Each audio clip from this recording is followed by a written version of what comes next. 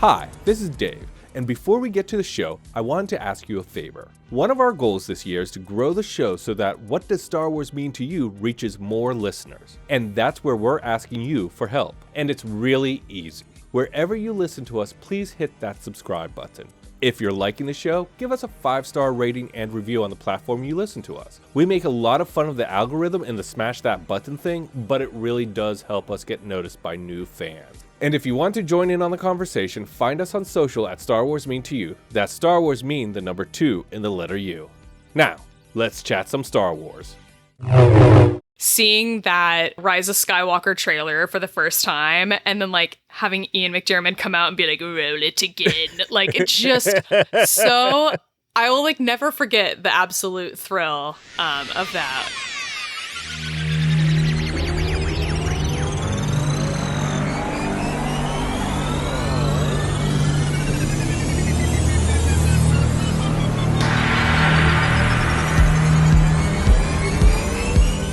Hello there, this is Dave and you're listening to What Does Star Wars Mean to You, the show where we talk to all kinds of fans of Star Wars. From industry insiders to indie artists, from mega collectors to obsessive mythologists, to find out how Star Wars impacted their life.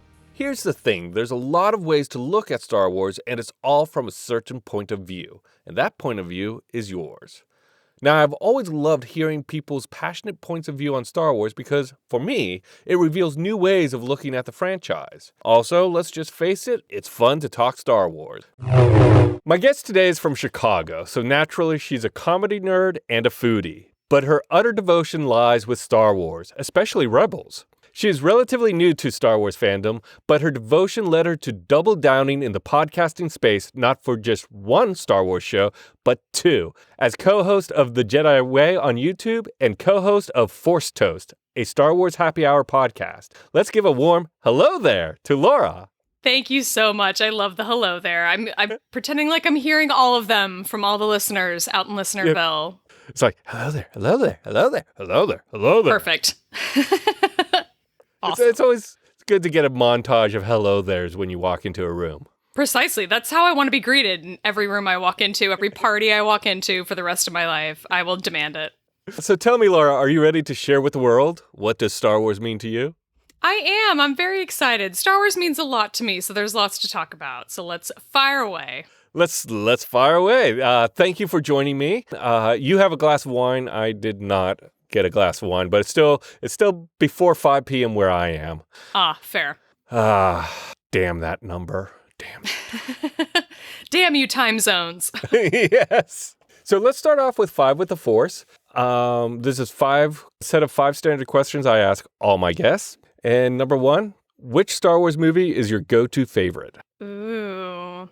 A lot of times it depends on the mood, but my favorite movie of all the Star Wars is Rogue One. It's a little heavy, so if I need something lighter, I tend to gravitate towards Solo for whatever reason. It just seems like for me, I can kind of float in and out of it if I need to. But if I'm I need a little Star Wars vibe, I'm generally picking my favorite, which is Rogue One. Nice. Oh, this one I need 1d6. Oh, 1. I've been rolling 1s a lot lately. Who is your favorite major character? Ooh. See, that's another one that rotates a lot. Right now, my favorite is I'm on a Bo-Katan kick at the moment. So I'm gonna go Bo-Katan, but yeah, it tends to rotate every now and then. Once the High Republic kind of kicks up again in the fall, winter, it'll rotate again. But for right now, I'm still riding high on the Bo-Katan vibe. What is your favorite line to quote? We probably already did the hello there. That's the go-to. In Star Wars, God, that's a hard one. There are way too many good ones to choose from. So it's kind of hard to narrow it down. There's probably something in the Schmodown that they asked me some quote that I got right. That was a really difficult one. But it's not coming to me right now because I feel like I've blocked a lot of that out because of stress, the stress that it caused. So yeah, hard to narrow it down. But I mean, Hello There's a classic, and I feel like it's one of those that you can say to anybody on the street, and if they're a Star Wars fan, they're gonna know exactly, number 1, what you're talking about. Number 2, exactly how to respond, which is, oh, I don't know. Oh no, I feel like I just failed. General Now my failure is Kenobi. complete. It is. Indeed it is. But that's okay. You're forgiven. General Because Kenobi. if you ask trivia questions to me at any point in this, I will probably get them wrong because it's been a while since my trivia days. But yes, General Kenobi. You have to say it like General Grievous. General Kenobi. Close enough. That's close enough. Thank you. That was kindness, which of course leads me into my next question. Can you do any Star Wars impressions or impersonations? Oh my God, absolutely not. I cannot. Oh, and you know what's really, no, and I'm going to make this really not fun by just saying straight up no. But it is really funny hearing any woman try to do Yoda. I'm sure that there's some woman out there who can do a really good job of it. And there's probably like an audiobook narrator that does a really good job of it.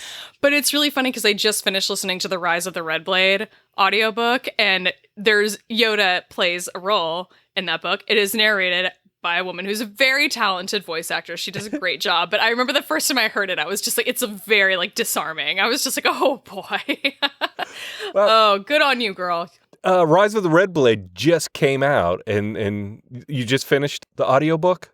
I did. So I had the Del Rey Publishing sends advanced reader copies out to reviewers, and so I've had it for a couple of weeks now, and they've started doing this great thing with the adult novels where they'll send out the audio files a couple of weeks in advance too, which is great for me because I can't physically like read very well anymore. I just don't have the time or the attention span. But when it comes to like listening to audiobooks, like I can listen while I'm getting ready, I can listen on my commute, I can like pay attention, I can kind of zone in and out if I need to, but still get the gist of what I need. So I'm a go-to audio person.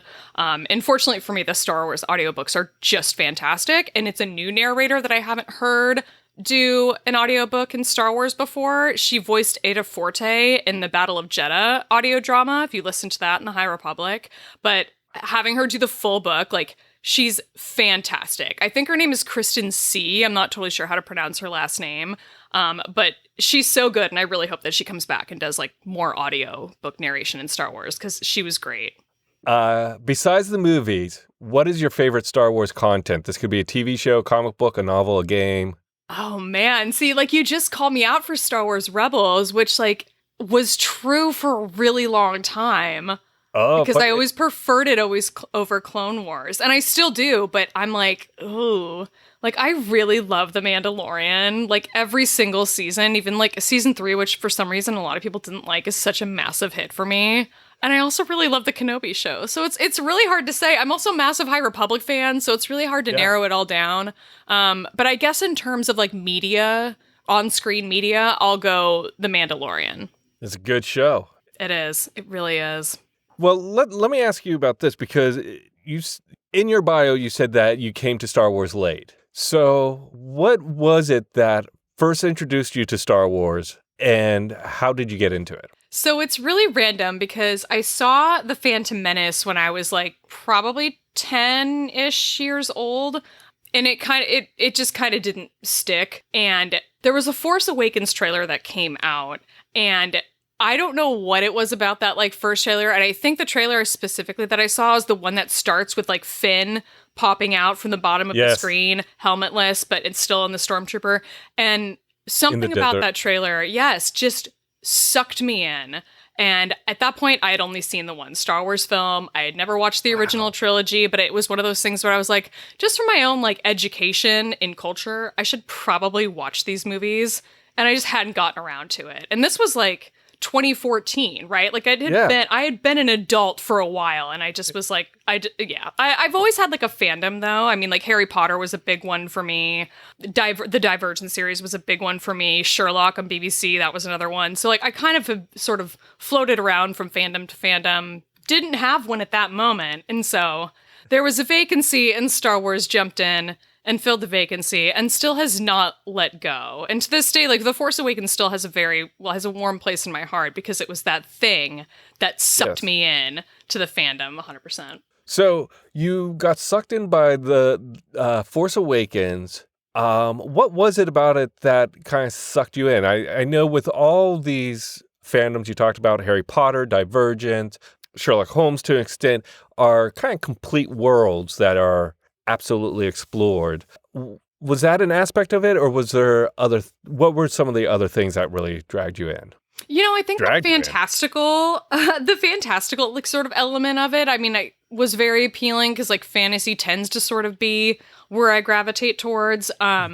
I really, it's one of those things I just don't know how to pinpoint it. I mean, like, I have gone back and watched that trailer several times and tried to be like, what was it about? I mean, like, the music, I'm sure, had a massive, like, drawing me in and then holding my attention. The music in that trailer is fantastic, and in all of the Star Wars films. And in particular, I think, like, The Force Awakens has such a good score. It does. And that's always been a big draw for me in any film, even terrible films that have good scores. I'm like, I'll go back and rewatch this. I don't care. Like the Twilight movies, that falls into that category. They've got great scores. I stand by it. But yeah, I don't know. It's one of those things where I don't know if there's like a single thing I could pinpoint, but I think it was just one of those things that sort of hit at the right time when I just kind of needed something like that in my life. I think at that time I probably had just recently moved to Chicago. I grew up in Kansas City for the most part and had just moved here and was sort of starting over in a new life with new friends and a new job. And there was a vulnerability there, I think, in terms of like just kind of needing something to sort of fill the time. And what eventually that took me to like Twitter and the sort of Star Wars Twitter community that was there at the time. And that really, I think, is what cemented it, was just the community aspect of everything and being like, oh, there are people out here I can like, that I can relate to and that know what I'm going through. And like all at that point, there was such a renaissance with Star Wars because the trailer had just come out. People had been anticipating the sequel trilogy for so long. All these people who had kind of fallen by the wayside, fans, had like gravitated back and were like rediscovering their obsession.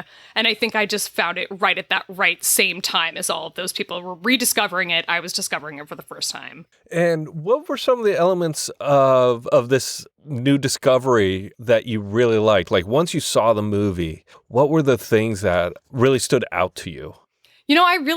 Any kind of like Force element has been really appealing to me. And as I got deeper into Star Wars media and started watching the shows like The Clone Wars and Rebels, as we got more of that sort of Dave Filoni signature weird Force stuff, that was very appealing to me. And it still is. It's something that I hope we get at least a little bit of in the Ahsoka show. I'd like to think that we're going to get a lot of it, but I'll take a little, take whatever breadcrumb I can get.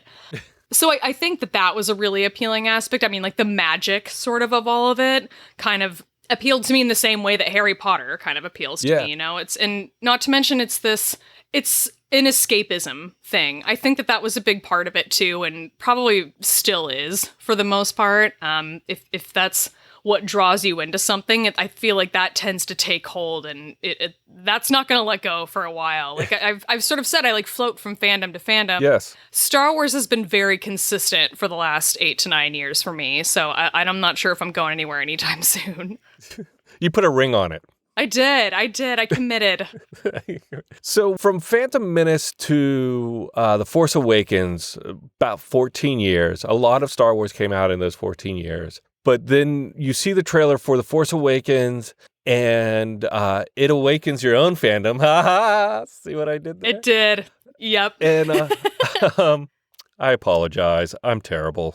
Don't ever apologize for that. That was beautiful. What was kind of like the order of discovery after Force Awakens? Like, what was your kind of content journey there? Did you jump into Clone Wars or go back to the movies, or did you just like one night like put it all in front of you? No, so at that point I decided, okay, it's time to go back and like start from the beginning, and I went in release order. So I watched the original trilogy, went back, watched all the prequels, and then at that point I was just like, well, now what? Like, now I need more. You're telling me this is it? No, it's not it. Idiot. It's not. There's so much more. And so I, at that point, I remember being so confused because I was like, there are 2 different things called the Clone Wars, but there's kind of 3 because there's this movie that's separate, but I think it's part of the show, but I don't know which show it's part. Like, Clone Wars is kind of confusing, like when you're not... It is. You don't fully know what the order of everything is and what's canon and what's not. So, but I found my way eventually, and that... It may have actually started with Rebels, because it may have been a thing where I was watching I feel like I remember watching season 1 of Rebels because being like, oh, this show is like coming out now. So I can like I have this thing that people are watching for the first time and I can watch it for the first time with them. And we can all be in the same boat instead of me playing catch up like I always am. And I remember watching season 1 and being like, at the end, being like, I'm missing something. Like, this Ahsoka character is somebody, and I need some background here. And so that's when I think I went back and actually watched the Clone Wars before I came back and sort of caught back up with Rebels. But yeah, I did it a little bit out of order by accident, if I recall, but I remember being like, okay, there's something I'm not catching on here, but I feel like this is a big deal, so I need to know more. That's funny because the out of order of Rebels to Clone Wars is equivalent to the out of order of, the original trilogy to the prequel trilogy, where you have all these characters and you're like, oh, I need to go back and learn some more now. Yeah. I never made that connection. That's actually really funny. Yeah, right? That's awesome. So you get into Rebels. This is 2014. I find it so, like, I'm kind of jealous of your journey in the sense of, it would be so exciting to discover it and then have all this background to then feast upon. Yeah. Did it take over your days in the sense of like, you know what, I'm going to like watch 20 episodes of Clone Wars today? Or did you pace it out a little bit more?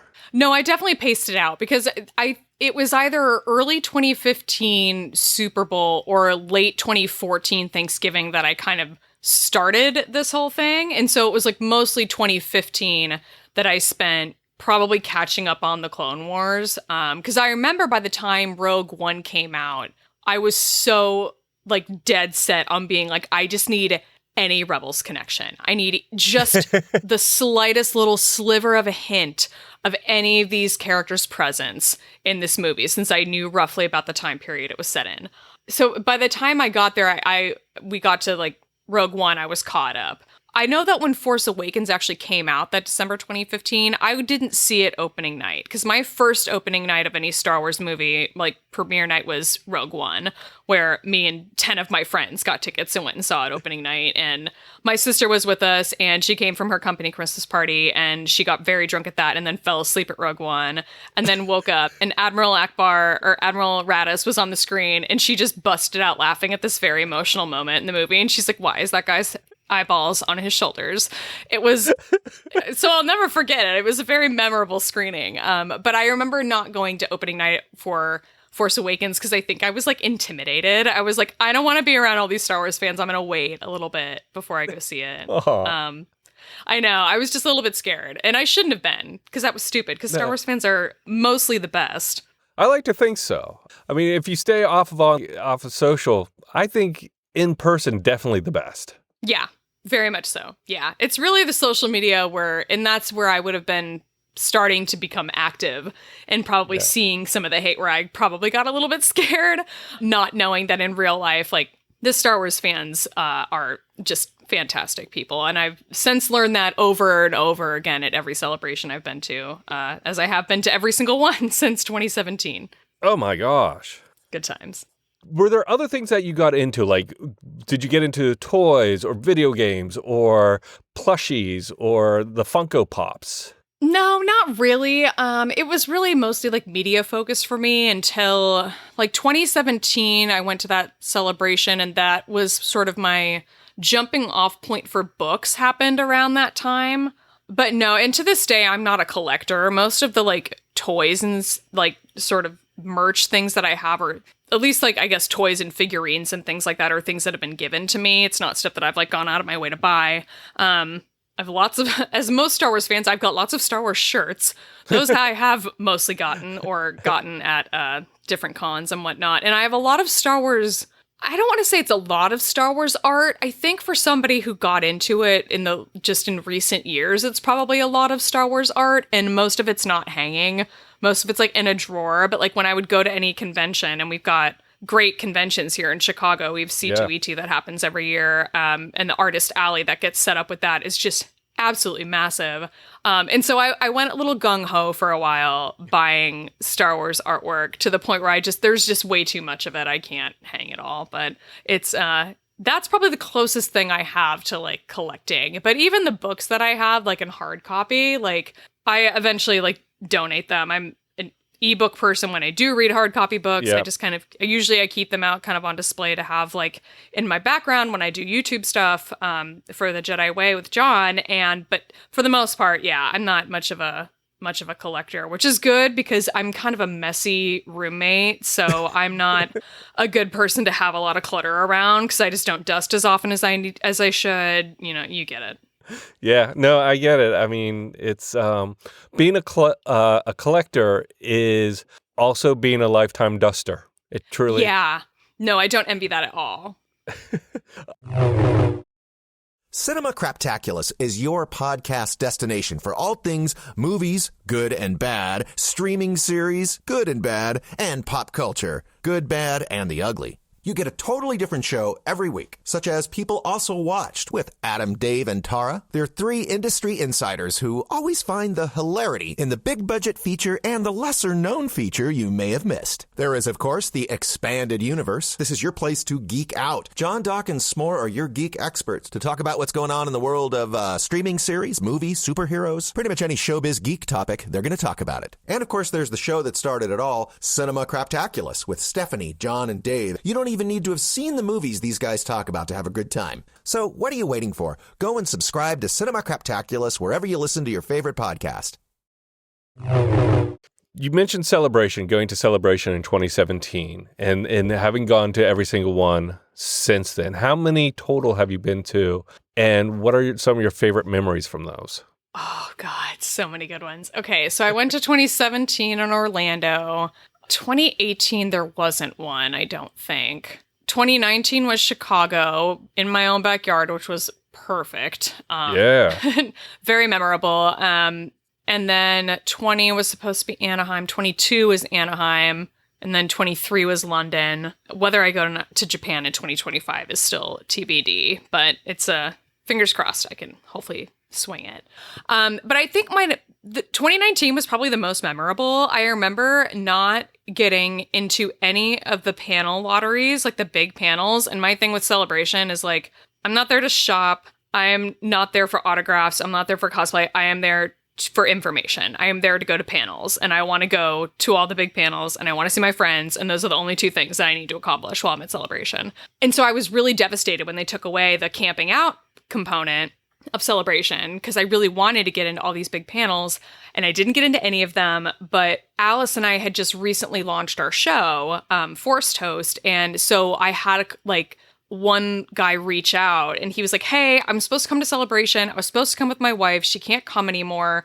I got into like all of the panels. Do you want to come with me? And I was like, the most blessed guardian angel was like looking over me. And I was so excited. So I ended up getting to go, I think, to all of the big panels that I wanted to hit that year. And like seeing that Rise of Skywalker trailer for the first time, and then like having Ian McDiarmid come out and be like, roll it again. Like it's just so, I will like never forget the absolute thrill of that. But also that was also the Celebration that I competed in the movie trivia schmodown for the first time. So there were lots of like memorable moments from that Celebration that made it really, really special. And that was just one of them. I didn't win that match, which is fine. I still did pretty well for the most part. I was very pleased with my performance, but there was a lot to love at that Celebration that particular year. You mentioned that you go to see the panels to get info. What kind of info are you after? You know, a lot of it is just, I kind of just like want to be the first to know things. So like, it's not even just that I need to be like live tweeting it. Like I just want to be in the room where it happens. I just want to like see it all for the first time, get to see it with my own eyes. I don't want the secondhand account. Like it's just one of those things where it's just important to me to get to like have that experience of getting to see it first, and also getting to see it first in a room full of fans who want nothing more than to also see it first. I mean, that like sort of sense of, and I sometimes like, I don't understand the real appeal of like sports, but like when I'm at Celebration, I get it. I kind of get it. And that like, we're all cheering for the same team here. And there's something there's like a camaraderie in that sort of makes me feel part of something that's bigger than myself that I really appreciate. So and that's kind of celebration just in general. But I think in some of those like big panels where you get some of those big reveals, that's like a big part of it. Now, was there one reveal or any info you got that you were like, oh my God, this is the greatest? I remember, it wasn't the greatest, but I remember going to that first celebration in 2017. I didn't get to the 40th anniversary panel for A New Hope, which didn't matter to me. That wasn't important to me. I wanted to get to the Last Jedi panel, and I wanted to get to the Rebels panel. And really, my priority was Rebels. And so it wasn't the best piece of information because it was sad, but learning that was going to be that season 4 would be the last season was so devastating. But just, again, like that sort of like communal aspect of all of us finding out together in that room, and then getting to watch the first, I can't remember, it was 1 or 2, at least the first episode of season 4, we got to watch that day. After the panel, after we were all like emotionally devastated by finding out that was going to be the last season, Yes. And like seeing that trailer where it opens up with Hera being like, this is a story about a boy who was lost and girl who was broken. And it just like, I will never forget that feeling of just that like shaking excitement, but also devastation. It's like, how do you have both of those things at the same time? Like, how did you do this to me? Well, that's the power of the franchise, I think. Oh, yeah, for sure. That was the power of Rebels at the time in my life as well. Tell me a little bit of how you met Alyce and how you started Force Toast, Star Wars Happy Hour. So that started actually back kind of at 2017 celebration in Orlando because I was like camping out for a good chunk of the night. And I went by myself and I didn't know anybody there. So I was hanging around with like perfect strangers, and naturally you get to know those people after you spend hours and hours and hours sleeping, eating, hanging out, and having them save your spot, whatnot, in those lines. And I remember at one point somebody pulled out Trivial Pursuit and we were playing, and I was like doing really well. I was like very pleased with myself. And one of the guys that was playing was just like, did you say you're kind of a new fan? Like this is all like new for you? It's your first celebration? I was like, yeah. He's like, damn, kind of kicking ass. And at that point I was like, okay, like this was fun. Maybe I go home and like the next time I hear of like a pub trivia that's Star Wars themed, because I live in Chicago. There are themed trivias happening all over the city at any given moment, any given night, any bar. And Star Wars is a common one. So I started making the rounds and hitting up some of those trivia events, just usually dragging my sister or just dragging a group of friends along with me that didn't know anything, that they were just there for moral support while I wrote down answers. And I was doing fairly well. And there was one event that I went to where the trivia master, who was one of my good friends for a while, I like ran into him every now and then. I would go to his events because he always did such a great job. He was like, have you met the girl that's sitting at the bar by herself playing? And I was like, no, I haven't. He was like, okay, she's doing really well, but you guys should probably meet. You'd probably be friends. And I was just like, okay. We finished the trivia, and I think she beat me. I think she came in first, and I came in second. I'm really like, what the fuck? I was like so mad. He wants me to meet this girl that beat me. I don't want that. But I ended up, I was there with a group of friends, and I went over and started chatting with her, and she had won. She won the whole thing just by herself. And that was Alyce. And so my friends left and the trivia ended, and she and I went and got like a table downstairs when they closed down all the trivia stuff upstairs. And we like shut down the bar on a school night, just sitting and talking about Star Wars. And it was so fun. And it was like, it's so hard to like make friends when you're an adult. And so that was special in so many ways. But that was one of them. And so we had like our first little friend date, and then we like got together again, and like we'd, talk about all the podcasts the Star Wars podcasts that we listened to and loved, and our favorite shows. And that's what got her watching Star Wars Rebels, was just me sitting and talking about how much I loved it. And yeah, and it just went from there. And it was her idea. She was the one who was just like, oh, you love Star Wars podcasts? I love Star Wars podcasts. We should do our own Star Wars podcast. And I was like, no, we shouldn't. There are too many Star Wars podcasts already. And she was like, yeah, but we should do one. And I was like, okay. So eventually it came together. But it took a while because I'm like I'm a horrific perfectionist, which I hate, but there's not really much I can do about it. And I remember like, I think we recorded like 2 or 3 episodes that we just will never release because we were just like, this is so stupid. And yeah, it kind of ended up being this thing that we didn't think it was going to be. We had like a whole idea of like what we were going to make the show.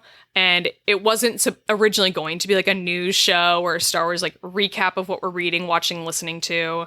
But that's what it eventually morphed into, and that's what we had a lot of fun doing. And it ended up working out. So, and we would always play trivia on since that was how we met, and that was kind of like the our origin story. That's always been part of our show. Is we do a segment where we quiz each other on Star Wars trivia. A lot of times it's just Trivial Pursuit now, but like when I was an active Schmoedown player, like we would get really into the weeds on some of the movie trivia. So it's a good time. But it's fun to keep up with it every now and then. We're both fairly terrible at it. We used to be very good. We're both very not good anymore. Well, it gets harder as more stuff is released to just kind of keep track of it. For example, Lando Calrissian's droid from Solo. I can never remember. L337. The only thing I remember is L and 7 because if you flip it, it's the same. Ah, yeah, that makes sense. And was the happy hour element a part of it just because you met drinking, or was that what brought the happy hour element into it? That was probably most of it. I think that was just since that was kind of part of our origin story was like pub trivia and how she and I met. Like that was always going to be a component of it. Even before we knew like what the actual title of our show was going to be, which is like so stupid. And I'm so grateful that we picked such a dumb title because it's like so dumb nobody would ever steal it. Like you ever see that like when people like start a new Star Wars podcast and you can tell they didn't bother Googling the name because it's already the name of another show. Yeah. No one's going to do that to us because our name is so dumb, which we but love. Also so perfect. Thank you. I appreciate really that. It works. It works for us. But yeah, that's one of those things that just it was always ingrained in the process before we even finalized what the show would be. It was always going to be a happy hour thing where it's just, the whole idea is that it's just 2 people kicking back, we're having a drink at a bar talking about Star Wars. Like anybody could roll up and just join the conversation. And hopefully that's the appeal. That's awesome. And it is the appeal. I appreciate that. We try. Yeah. Now, do you have drink pairing recommendations for movies? So, like, if you're watching Phantom Menace, what would you suggest as a wine or mixer? Oh, that's a tough one. Yeah, I know that, like, early on, I remember we did we posted something about, like, drink pairings for something Star Wars related, and I wish I should go back and find it because I'm sure it's like ludicrous to go back and actually read it through it now. Just be like, what were we talking about? I have no idea. But I guess when I think of the Phantom Menace, I kind of think for the most part of like Tatooine. Mm-hmm. So it kind of ends up being like you need something to cool off. So I'm going like some kind of tropical rum based drink. I just want like something you would drink on a beach, but even though it's not. The Dune Sea is not an actual beach. There's just a lot of sand. So that's what I would default towards, which is a really dumb answer, but that's the best I can come up with. No, it's when I thought of asking this, my first thought was Tequila Sunrise for A New Hope because it's, again, Tatooine, desert, and you have the binary sunset. See, that's genius. That's perfect. That's a perfect answer. What do you think for Empire Strikes Back? And then I will leave you alone about it. No, that's okay. The first thing I think of when I think Empire Strikes Back is like Hoth. So I would go like a hot toddy. Yeah. Yeah, something to keep you warm and toasty. Now, talking about Empire Strikes Back, when you went back and watched all the movies, did the I Am Your Father reveal hit you? Did you know that Anakin was Luke Skywalker's father, or did that actually surprise you? No, I knew that just because that is like so ingrained in just like the cultural zeitgeist. Yeah, like I knew that. I think even when I like watched, it's like one of the Toy Stories, like Toy Story 2 maybe, there's like they parody that entire scene. That's right, So Yeah, like I had seen things that had been based on it, so I knew kind of what was coming there. The thing that stood out for me the most in that movie was the "I love you, I know" scene, because I remember the first time I watched it, and every time since, that line makes me laugh so hard. And it is fucking hilarious to me that it is meant to be this like sincere, sweet, aw, like lovey-dovey moment, because I'm just like, that is so fucking stupid. It's so funny. It just is so funny. It'll never not be funny to me. I'm like, what an asshole. Like somebody says, I love you, and you respond, I know. Like that's just, it's so, it'll never not be funny to me. Like if I turn it on and watch it to this day, it will make me laugh out loud. It always does. Are there any other awkward moments from any of the Star Wars movies that make you laugh out loud? Yes, you came in that thing from A New Hope. I'm like, come on, you got Georgie boy. Like, did you not sit in? No, nobody looked over his shoulder while he was writing that. Somebody would have said something. I swear to God. Even 77, somebody had to have said something. But no, that one. That's another one that will like my immature. I might as well be a 12-year-old boy. Always makes me laugh. I'm seeing that line in a completely new way now. Oh God, I don't know how you don't feel like how. Shocking. I guess if you watch the movie when you're a kid, that doesn't hit that same way. Unfortunately, I was an adult, and so I watched it, and I'm a pervert, so I was just like, that is disgusting. What a hilarious line, though. I would think Jar Jar must have some, or like I would think the prequel trilogy is kind of rife with those kind of moments, and I can't think of anything off the bat. Yeah, it's hard to say because there are just, I mean, anything with Jar Jar, it's like he's just such a ridiculous character. But that's one of those things where I knew just from a distance, or having kind of observed it from a distance, that like the prequels had gotten a lot of hate. Specifically, Jar Jar had gotten a lot of hate. And I kind of was determined to not go down that route when I first watched those, to just, or like when I kind of, I guess, rewatched The Phantom Menace, but saw all the prequels for the first time, that I tried to go in with an open mind, and not see that.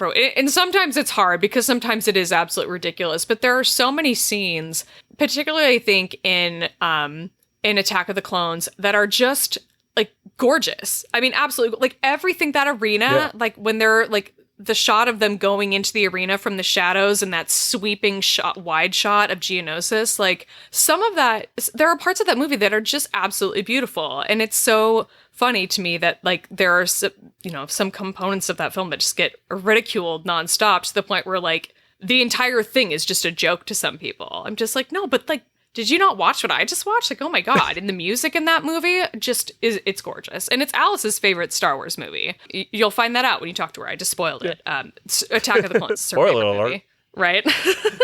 That's great. I'm sorry. Another scene popped up into my head that needs a drink. And it would be Obi-Wan and Anakin's fight on Mustafar in the lava pits. Ooh. This might be counterintuitive, but I'm gonna go like with a what did they call it when I was in college? It's called something else in New Orleans, I think, but I think we called it a shark bite. So it's like a blue drink that comes with the shark that has grenadine in it. Pour it and you dump it out, and it makes the whole thing red. And I think that kind of effect of like the red seeping into the blue, it reminds me a lot of like the lava on Mustafar. It's like that same sort of look and the way the colors kind of bleed together there. Like, so that's the first thing that comes to mind, which is weird because the blue, I don't know. Well, it's also representative of the blue lightsaber slowly turning red as Anakin turns to the dark side. See, you just made me sound way smarter by tying it back to that. I wish I would have said that. That's smart. That's great. I'm like the Clone Wars to your prequel trilogy. Perfection. Yeah, I love that. So, what is your favorite Star Wars memory? Ooh. Oh, that's kind of hard to say. You know what? It's probably that first time I went to Galaxy's Edge. I'm sure I've got or Disney World? Disney World. I actually haven't been to the one at Disneyland. And that was the first time I ever went to Disney World. It was January 2020. It was my last vacation before the pandemic hit. And my sister and I went to Disney World for the first time. And I remember that lining up at the like ass crack of dawn, getting there so early and forcing my sister, who's not a Star Wars fan, to go with me. And getting there and that lining up and you're like waiting at the very beginning and then the cast members like slowly like walk you in. They like force you to walk, like you can't run ahead to like get on the like Falcon ride, like get in line to like get on the ride or whatever. And I just remember like being like so overwhelmed, like seeing it all in person for the first time that I was just like tearing up, probably full on crying at some point. Yeah. 'Cause it was just so remarkable to actually see that they had brought something like that to life in a way that I could experience it myself. Like it just blew my mind to the point where I was just overwhelmed. Was there any one thing from that really like just tickled your inner fangirl? About Galaxy's Edge? Yeah.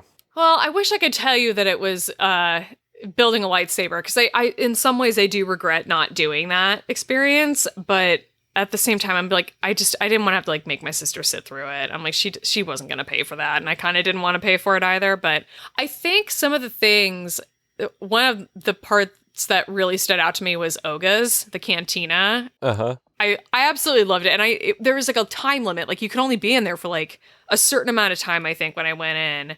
And I just remember like the bartenders were so nice and so friendly. And like we sat and had like a couple of different drinks and they were just silly and over the top and overpriced. But it was just, it felt so authentic and cool. And it was one of those things, it was part of that experience was like something that my sister could genuinely appreciate. Just like getting a drink in a bar, like, but I got to get a drink in a bar that's in Star Wars. Like that was, that was a big deal for me. But the fact that she also got to appreciate it on some level was important to me. So I appreciate that. That's part of the reason I think The Mandalorian is one of my favorite things in Star Wars, is because she loves Baby Grogu, and any scene that he's in, she's only watching it for that. But it's the one Star Wars thing that she and I can sit and enjoy together. Because she's not going to watch and appreciate any of the rest of it. She's just in it for him. But I really love that it bridges that gap between us. Yes. And we can actually sit and watch something Star Wars-y together. Now, you brought up High Republic a couple of times, which is an aspect of Star Wars that I have not gotten into yet. As a potential new fan of Star Wars High Republic, how would you sell it to me? What do you recommend that I read or listen to? I don't think there's anything to watch yet. No, not yet. I mean, I guess unless you want to watch the Young Jedi Adventures, which I wouldn't recommend. It's not for you. It's for very, very little ones. Yes. But although I have my Nubs doll. As you should.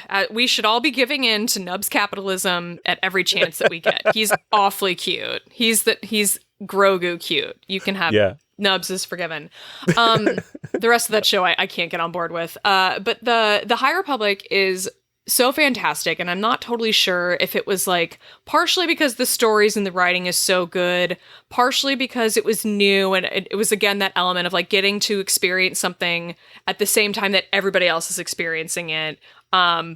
Maybe part of it was like the fact that it was kind of marketed as like, this is the golden age of the Jedi. This is our great Gatsby of Star Wars. I was like ready for like, yes, like I was just ready to dig in.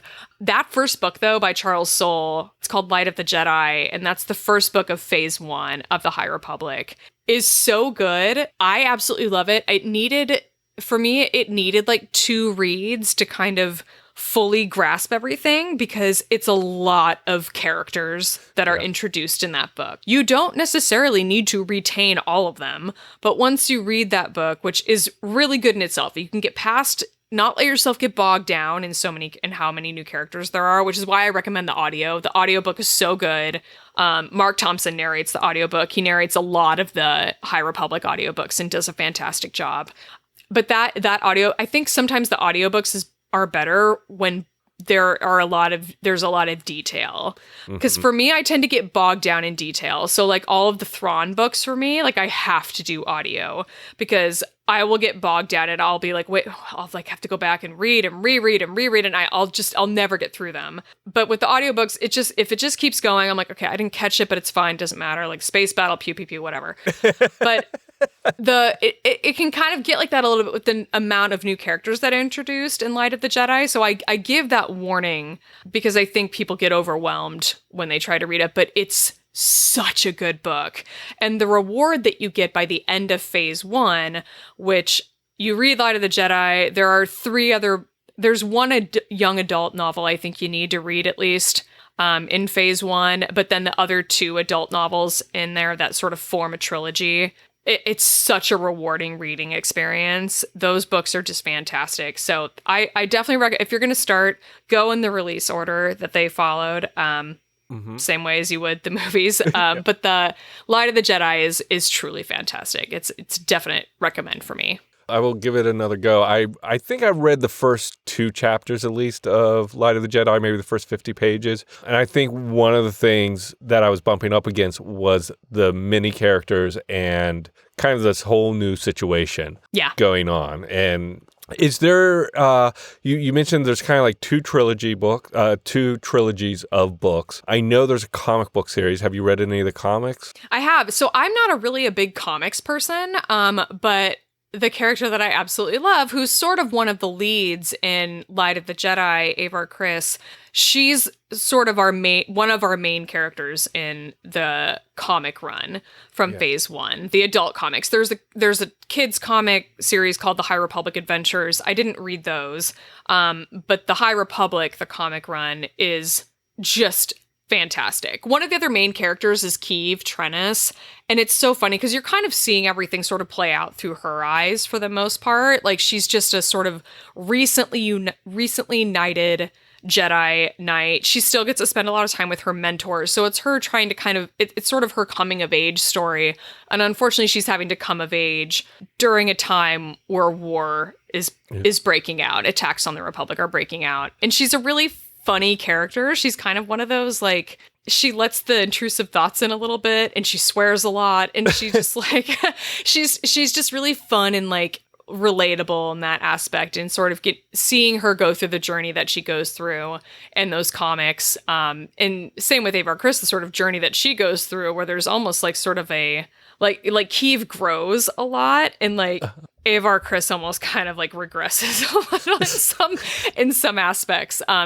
She faces a lot of challenges in that, and doesn't necessarily rise to the occasion in the way that she should. So these characters are really interesting and complex and layered, and you get little glimpses of them in the books, but to sort of get their full story, you need that comic run, I think. And the comic is also fantastic, and it lines up particularly well with the final book in that phase, which is what is it called? Oh my god, I'm totally blinking.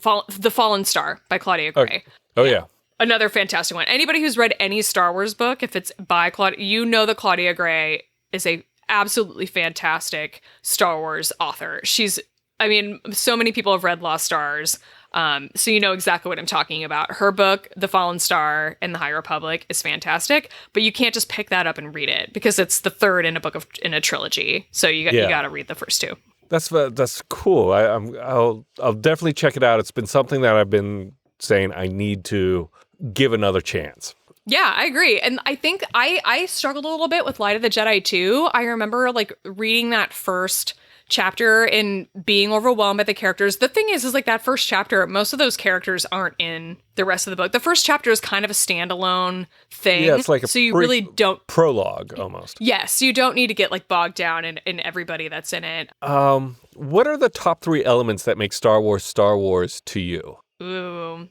It's hard to narrow down. I mean, Star Wars just for me is so much about the community, that in like that sense of belonging and kind of finding your story. I think that that's a big component for me. The sort of like, I mean, escapism again is like a huge, it's a huge component for Star Wars. For me, it's just one of those things that, yeah, everybody needs something, you know? Yeah. Hard to narrow down something into like one word, you know? What was the question again? What are the top 3 elements that make Star Wars to you? Got it. Yeah, I think that like kind of coming of age story is like very appealing too. I mean, and that's not just Star Wars, obviously, but that's just like, that is, I think, a big part of it. Like the hero's journey, sure, but it's also like within every hero's journey is sort of that coming of age component is always an element of it. And when it happens in such a great way, in such a great story, whether that's in a book, comic, movie, television series, whatever, like if it's done really well and Star Wars does things really well, it can be so engaging and relatable, even when it's like this fantastical universe that we don't live in that has magical space monks and things like that aren't actually real. Like it still somehow ends up being relatable because everyone can kind of relate in some way to that coming of age story. That's great. Yeah. I mean, I think for everyone, the top 3 elements are very different answers. And I think each one is, it's like everything with Star Wars. It kind of reflects who you are and the things that you're after. What would you like to see in the future of Star Wars? I would like to see a story that really digs in and just lets itself be a romantic story. Like whether that's a genre, whether that's like digging into the genre in terms of like a book, or if it's just a relationship that we see on screen that doesn't end in tragedy, that actually gets to like play out and maybe not necessarily have a happy ending, but have some happy components that just last a little bit longer than like, we get so many stories in Star Wars, or like in redemption stories too, I think of the same way. I'm like, I just would like to see one redemption story get to like play out and get to see like, let's not just redeem this character and then immediately have them die. And I think that's one of the appealing components of Bo-Katan, was that we saw this character who was definitely morally gray, in some instances kind of still is, but a character who we saw make a lot of mistakes in her youth and get that redemption story, and we get to see it actually play out as an adult. And we see her learn the lessons, and we see her sort of find her balance in some ways and be a better person and a better leader for it. And those are the kinds of stories I wish we could see more of, is just letting the sort of redemption arc play out, but also letting an actual romance happen in Star Wars and let it have a happy ending. Give me just one happy ending where one of the characters doesn't fall to the dark side, or doesn't die at the hands of the enemy or something. Like, just give me something, man. That's all I'm asking for. I like it. That's so true. Until you said that, so as soon as you said that, I was like playing through all the relationships, and I'm like, yep, they all end tragically. Yeah. Oh, it's too bad. That would be good. So my final question for you is, you go to Skywalker Ranch, and there at the gates, George Lucas greets you. What do you say to him? Oh, man. If somebody comes up with something better than, like, thank you, I would love to hear it. I think okay, this is going to sound bad, but here's what I'm going to say. What I would probably need to say to him is just, like, I need nothing bad to ever come out about you, that you are, like, some kind of asshole or pervert or like a racist or something. I need to not ever have any of that information come out. I just need to know that you were like a good person. Like, I can't have another J.K. Rowling situation where you come out as being like anti-trans. Like, if you just shut up, just don't say anything. Like, I just need you to know, like, Harry Potter is so stained for me now, to the point where like I can't appreciate it, I can't enjoy it, I can't watch it, I can't read it, anything. I want nothing to do with it anymore. And the idea of something like that happening with Star Wars is like so devastating to me. So in addition to just saying thank you, I would just be like, just stay away and stay quiet. And that's all I need. Stay offline and be quiet. Yeah, Wow. just enjoy your life and your retirement, and don't listen to the haters on the internet. Just enjoy life in being you, and enjoy the billions that Disney paid you, because damn, dude, like, you got yourself a good deal there, I think. That wow, you brought up something that might keep me up at night now. The idea that, like, welcome to my world. That's pretty spectacular. But that's a good answer. Thank you. It's not a great answer. I wish I didn't have to answer like that. I wish I hadn't already been through this, you know? Yes, like, I wish it wasn't an answer, but yeah, here we are. Well, I gotta say, I hope you never have to turn your back on Star Wars. I hope it keeps treating you well, and that the creators aren't pervs or racist or fucknuts of other kinds. Exactly. Me too. I hope for that for me too. And where can people find you on the internets? So the best place to find me for Star Wars stuff is probably my Twitter account, which my handle is at @shutup_Laura, and I use the same handle on Instagram and on Threads. I don't post on Instagram quite as much about Star Wars. So follow me on Twitter for more comprehensive Star Wars content.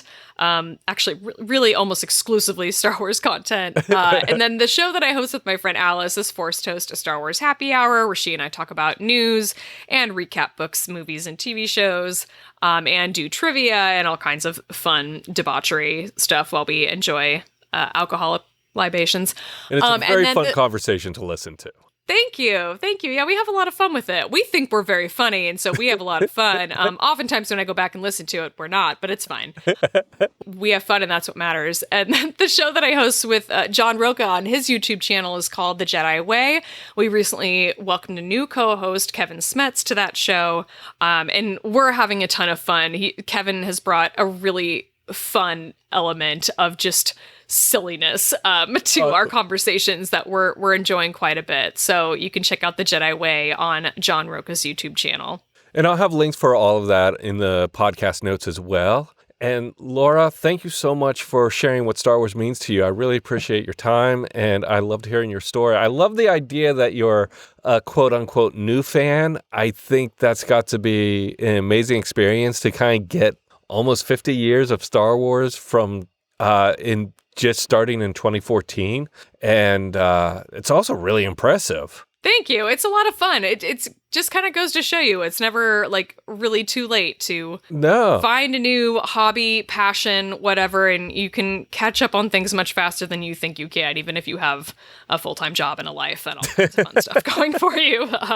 If you are committed, you too can become obsessed with Star Wars. That's really the moral of the story here. You too can get committed. Yes, exactly. That's the ultimate goal, isn't it? Isn't that what we're all here for?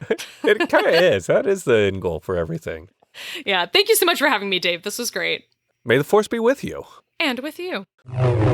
So that's what Star Wars means to Laura Kelly. Are you reading The High Republic right now? And if so, what is your favorite part of it? And how would you get someone who's never read any of The High Republic to read it? And finally, what lines from any of the movies do you think are super awkward? Get in on the conversation on Twitter or Instagram at Star Wars Mean to You. That's at Star Wars Mean, the number 2 and the letter U. Hit the subscribe button so you don't miss a single episode. If you're liking the show, please give us a 5-star rating and review. And remember, the Force will be with you, always.